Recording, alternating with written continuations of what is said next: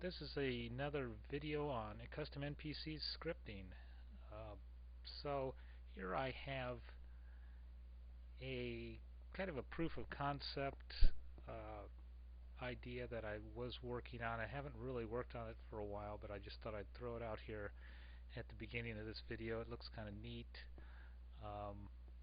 But what I had in mind was to have this guy here to be kind of like a woodsman, somebody who would come along and chop down a tree, and these two things are kind of mock-ups of what a tree trunk might look like. They're possible orientations of what you could come across out in the woods, out in the Minecraft woods.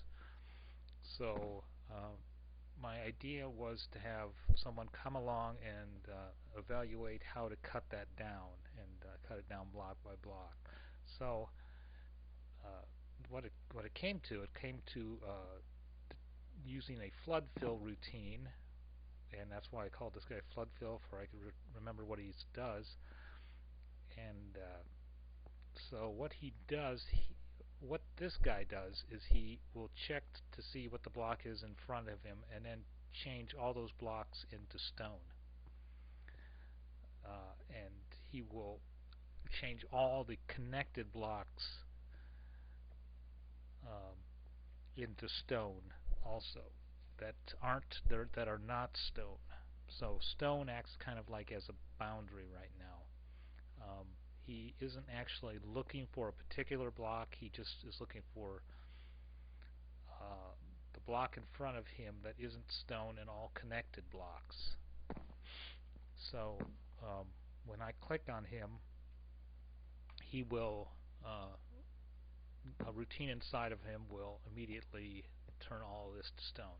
Okay, so there you go. And he has in the dialogue there some stuff to show kind of his way he was tracing through all this.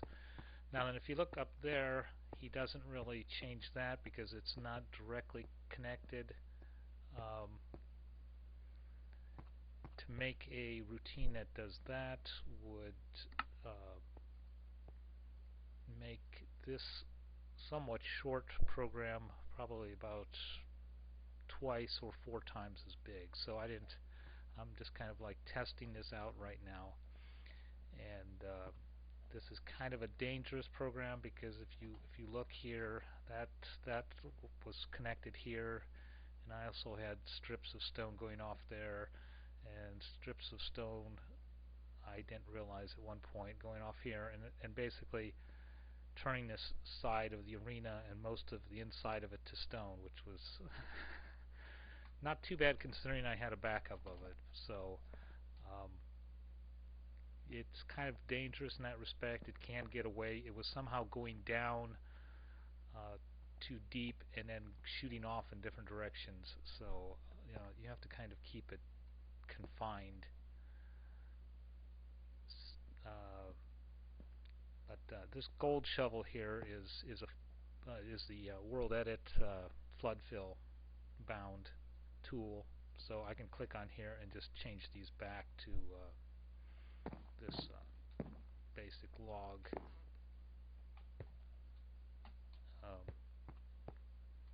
block, and then he just click on them, and there he goes. So it's kind of neat. It's just thought I'd throw it out here for somebody to look at.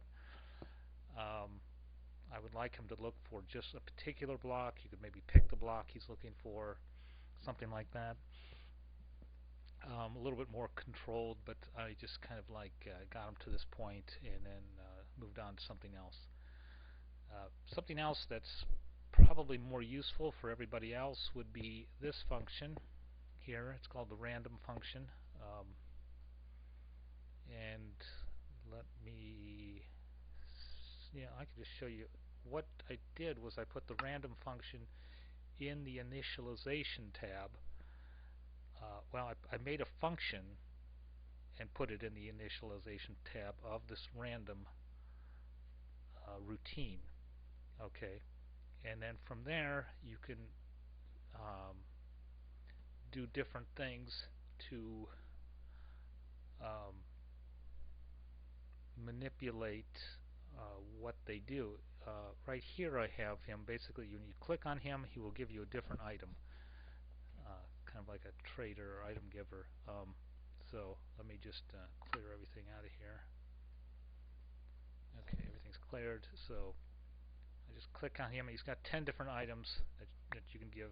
So I just hold down the key, and he will. I've found the distribution is not perfect, but I don't know. Statistically, it should even out to be something random. So there's the now glass for some reason is. I tried it one time and gold was down, and so was something else. But so it just it's a random function, so he'll give you a random block every time you click on him like that. So that's what that does. And it also could be used as in this guy here to give you, he randomly changes his trident, okay, to 10 different tridents. Every time you click on him, he'll change it to one just randomly. Oops, my button's stuck there. Time to get a new mouse, I guess. So let's clear this off. Get some tools back here. And his is, all I had to do is just go and you have this random function that stays the same, and then all I had to do is just go through here and change what these names are, these 10 names here, to whatever you want to do. Now you could also probably, I was just thinking, you could copy this, put that into the damage tab, and let's see, I have to change him to at least neutral here,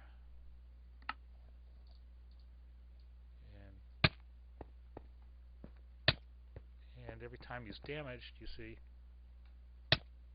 he will change his weapon. And he also tells what they are. I just have that as a different, as a feature. You don't have to, have that, of course. That's just right npc say item. So it's kind of neat. I'll leave this in the description. There's lots of different uses for this. You can also change this. This goes 1 through 10. If you put this twice, it would have twice as many chances of getting it. You could also of course have more than 10. You could have 1 to 100 or something like that. You could also use the if statement in here instead of the switch. So you could give, like, if you want to do like if between 0 and 10,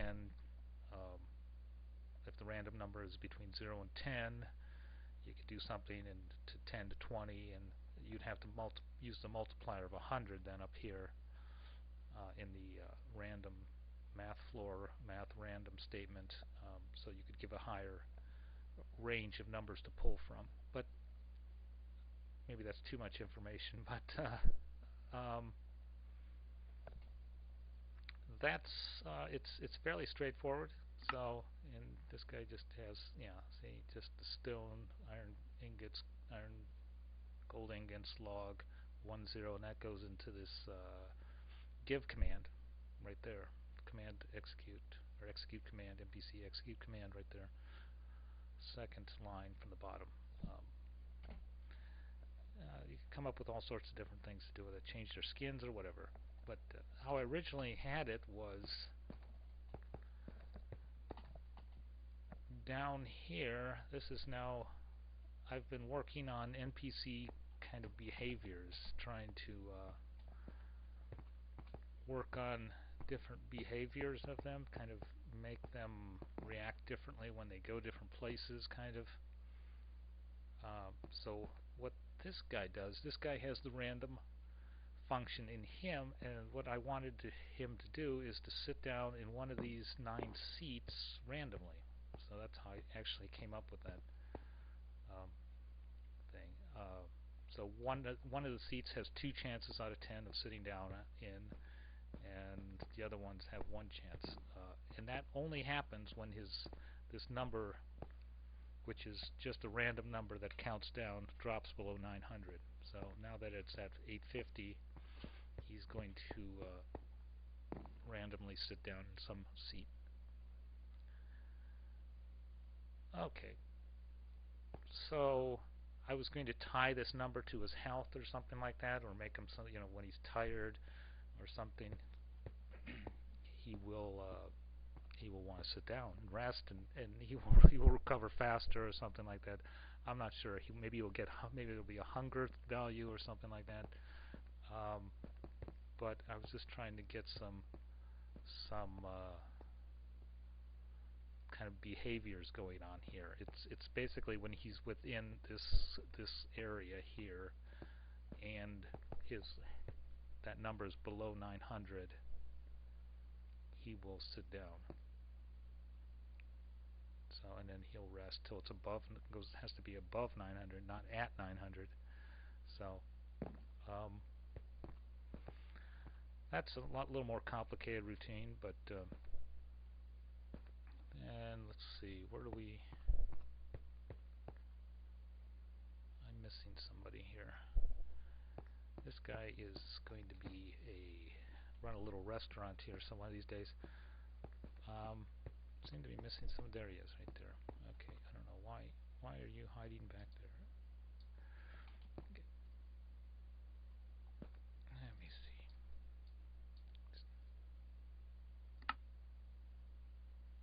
He is stuck for some reason. I don't know why he got stuck back there, but this guy is a weird-looking, overweight elf, is what he is. So here's another behavior I've got going.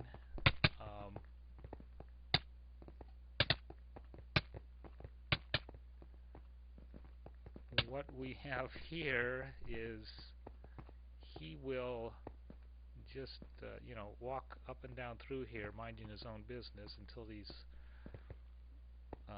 little guys come up and rob him. They're looking to rob him, and when his health drops, his health is at 100 is what it is, and when his health drops below 90, he will say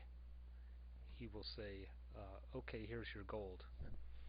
And when these guys attack, their swords will come out and they will say, give me your money. But when their health drops, they will run away and they will put their sword away when they're not attacking.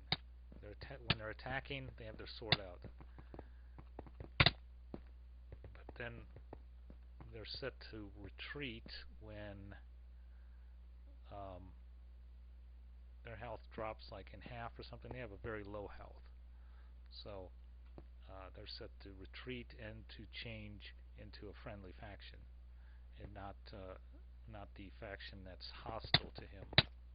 But then they have a cooldown period where they after they heal back up again. See, I don't know. That guy seems to be.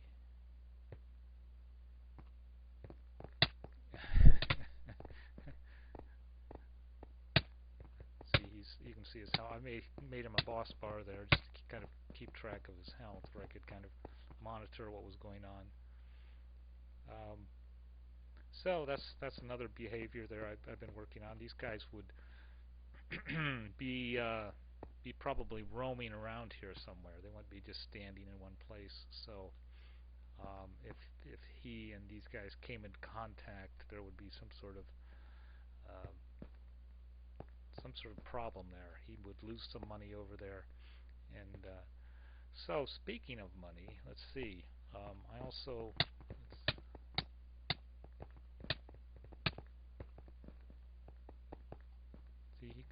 he'll chase after him, and then but they're set to retreat when they get too low on health. Okay. Speaking of money, this has also been working on this guy here, who you can set.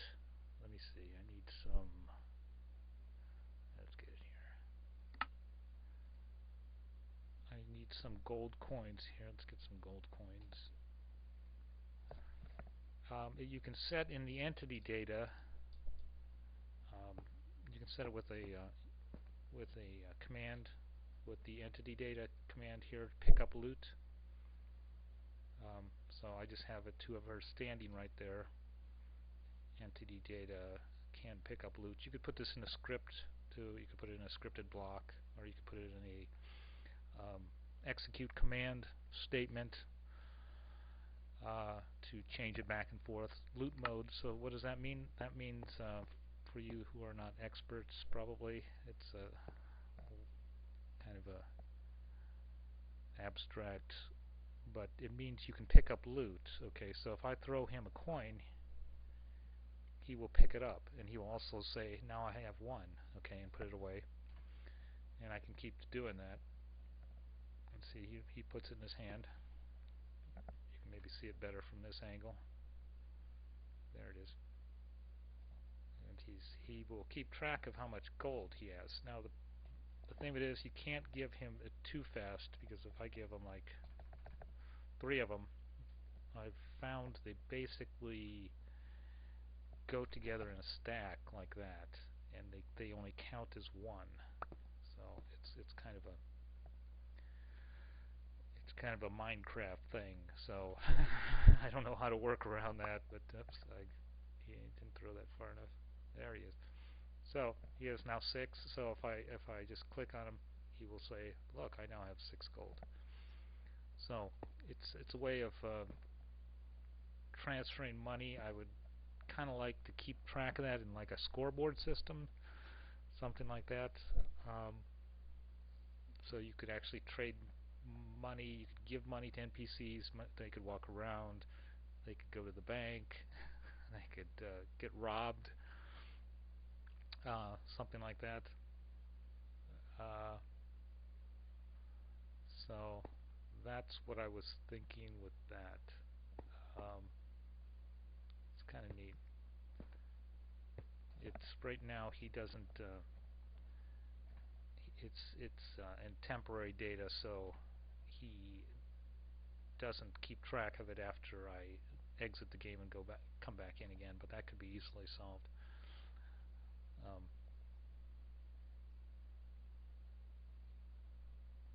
Okay. And let's see, where are we? These just set a different path for that Gariki guy down there.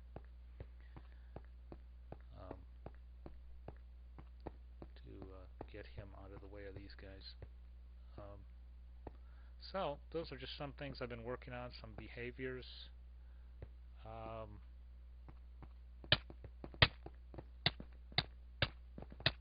Trying to make custom NPCs kind of like work, kind of do things on their own without a lot of direction. Maybe they could just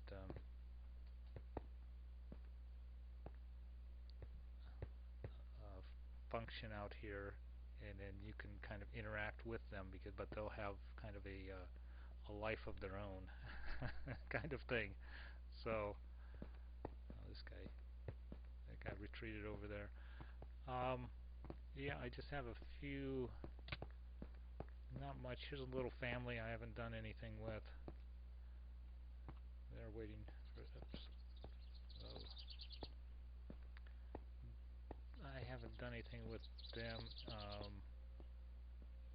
The guard in the front, now he's hostile. You see, if I was in survival, he would be attacking me right now, and he says halt.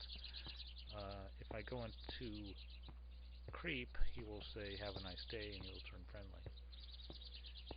And this guy opens, if any NPC actually comes close to that gate, it will open for them, but it won't open for me. Um, so, so that's all I have, I think, for today. Yeah, I haven't done a video in a while. The last one I did was on these birds. I just really like this whole bird thing. It was kind of a joke because the last one I made was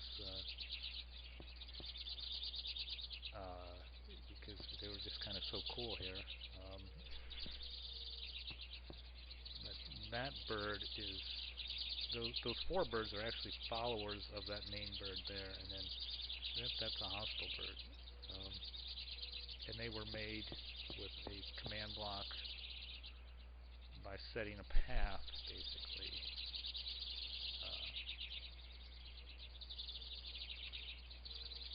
So it gives them a lot more. If you set them to wander, these guys are set to wander, and they just kind of like. I even upped their speed, I think, and they just don't. They don't wander enough. So I have the set path here, and it looks kind of nice when they're flying around like that. And that one bird kind of attacks them every now and then. And they talk to each other. And I was in survival. That bird would be pecking at me.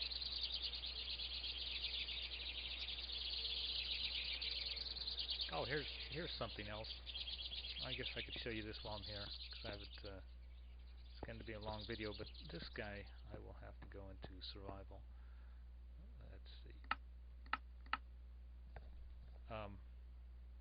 Make sure there's nobody close enough that's going to attack me here, except for Danger Bird.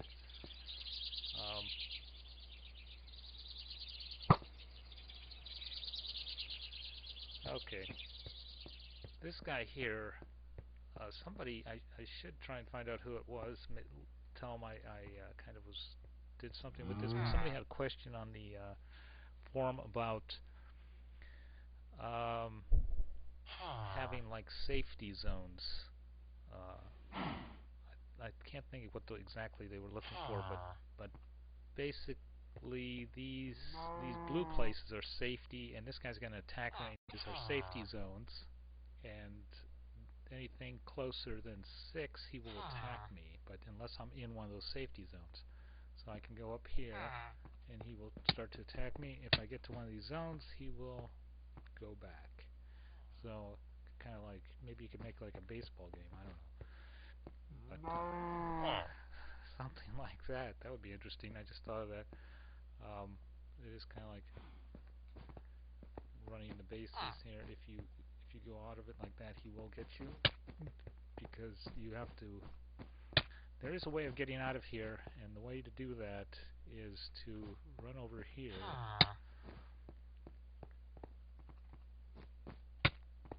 And then if you can sprint off the other side, because his range is only 6. Yep, so not going past him. No.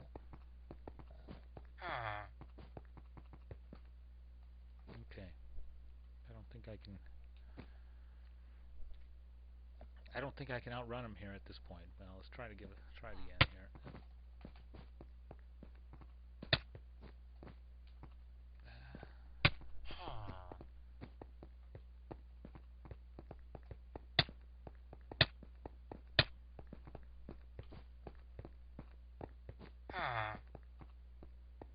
No.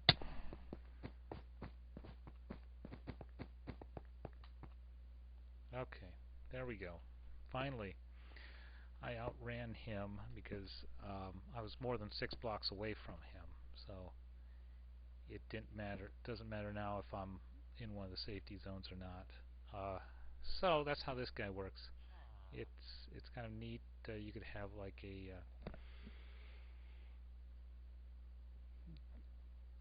guard that only guards certain areas or something like that, that won't go into certain rooms.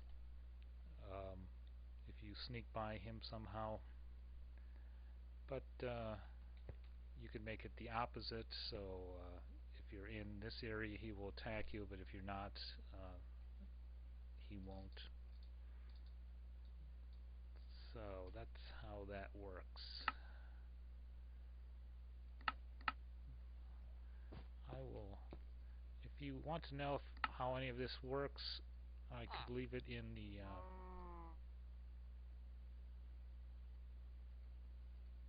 if I interact with him, okay, I think he will get more mad at me or something. What was that? But the whole script is right here in the update tab. That's all it is. It's just evaluating those locations, the coordinates of those 4 blocks, and making them either friendly or unfriendly. So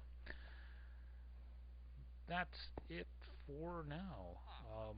Someday I'll go over what I'm doing inside of here. I've done a couple things in there, but they're a little bit too complex right now these people are waiting to buy tickets to go inside too. So they're gonna see. She's gonna see her husband fight in the arena here, I think. Yep. So if you have any questions, leave them and I'll try to answer them sometime, hopefully. So thanks for watching. Bye.